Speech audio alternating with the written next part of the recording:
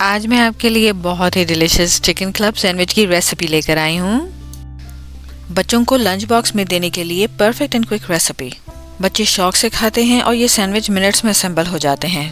بازار سے سو much better and صاف ستھرے and they are so tasty and delicious. Channel پر نئے ہیں تو فوراً سے سبسکرائب کر لیں اور ریسیپی پسند آئے تو لائک ضرور کیجیے گا۔ تو چلیں اسٹارٹ کرتے ہیں۔ بسم اللہ الرحمن الرحیم۔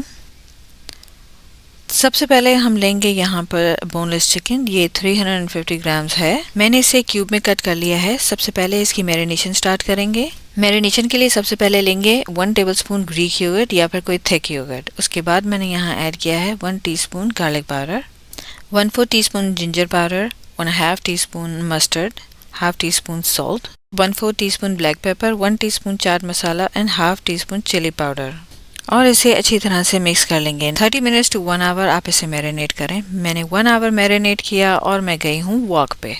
واک کے دوران میں نے بہت ہی خوبصورت سا پرندہ دیکھا، میں نے سوچا میں آپ لوگوں کے ساتھ شیئر کرتی ہوں۔ سبحان اللہ۔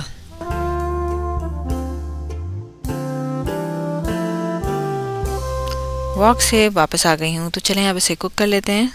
تو اس کے لیے ایک پین لے لیں گے، میڈیم فلیم پہ تھوڑا سا آئل ڈالیں گے اور تمام چکن اس میں ڈال دیں گے۔ اب ہم لو فلیم پہ چکن کو اچھی طریقے سے کوک کر لیں گے جب تک کہ یہ چکن ٹینڈر نہ ہو جائے۔ چکن کو میں نے تقریباً 9 منٹ پکایا ہے، یہ اچھی طرح سے کوک ہو چکی ہے اور ٹینڈر ہو چکی ہے۔ ڈیلیشیس چکن تیار ہے۔ مزیدار سی چکن کو سائڈ میں رکھیں گے اور باقی کی چیزیں ریڈی کر لیتے ہیں۔ میں نے 3 بریڈ کے سلائسز لیے ہیں۔ تینوں سلائسز پہ میں نے تھوڑا تھوڑا بٹر دونوں سائڈ کے اوپر لگایا ہے، بالکل اس طریقے سے۔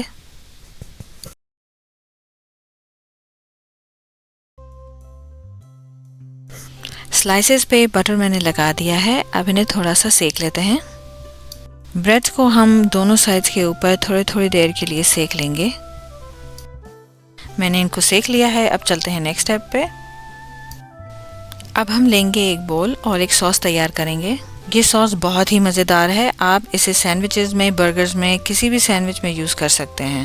اس کے لیے ہم لیں گے 2 table spoon mayonnaise, 1 table spoon ketchup, 1 T spoon mustard and تھوڑے سے پکلز۔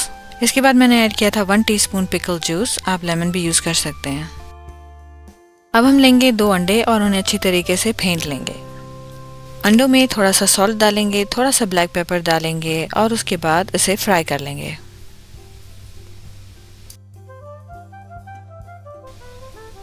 اب میں نے فرائی پین رکھا ہے اور اس میں تھوڑا سا آئل ڈال کے یہ جو انڈے ہم نے پھینٹے تھے انہیں ہم فرائی کر لیں گے۔ انڈے فرائی ہو گئے ہیں، اب ہم اپنے چلتے ہیں دوسرے اسٹیپ کی طرف۔ چکن میں سے بہت ہی مزیدار خوشبو آ رہی ہے، چلیں اسے چھوٹا چھوٹا کٹ کر لیتے ہیں۔ چکن کو چھوٹے چھوٹے چنکس میں کٹ کرنے کے بعد ہم اپنا سینڈوچ اسمبل کرتے ہیں۔ اب جو سینڈوچ ساس ہم نے تیار کی تھی اسے لگا لیتے ہیں۔ میں ایک ایک کر کے تینوں سلائسز کے اوپر تھوڑا تھوڑا سا ساس لگا رہی ہوں۔ تمام سلائسز پہ میں نے تھوڑا تھوڑا ساس لگا لیا ہے۔ اب ہم تھوڑا سا چکن رکھ لیں گے۔ میں نے ایک سلائس لیا ہے اور اس کے اوپر جو ہم نے زبردستی چکن تیار کی تھی اسے بچھا دیں گے۔ اس کے اوپر رکھیں گے ہم ایک چیز سلائس۔ اب لیں گے دوسرا سلائس اور اس کے اوپر رکھیں گے وہ جو ہم نے انڈا بنایا تھا، کچھ کھیرے کے پیسز، اس کے بعد ایک ٹماٹر کا سلائس، اس کے بعد رکھیں گے کچھ سلاد کے پتے اور اس کے اوپر میں نے رکھے ہیں بنانا پیپرز۔ سینڈوچ ہمارا آلموسٹ ریڈی ہے، اب ہم اسے اس طریقے سے سیٹ کر لیں گے۔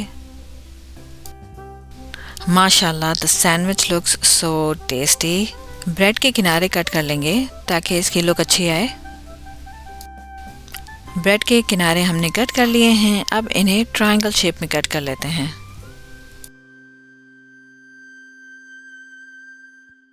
یہ دیکھیں ہم نے اسے ٹرائنگل میں کٹ کر لیا ہے اور یہ کتنا مزیدار اور ڈیلیشیس سینڈوچ لگ رہا ہے۔ یہ سینڈوچ آپ خود بھی کھائیں اور اپنے بچوں کے لیے، اسکول کے لیے بنائیں۔ مجھے امید ہے کہ آپ کو میری یہ ریسیپی آج پسند آئی ہے۔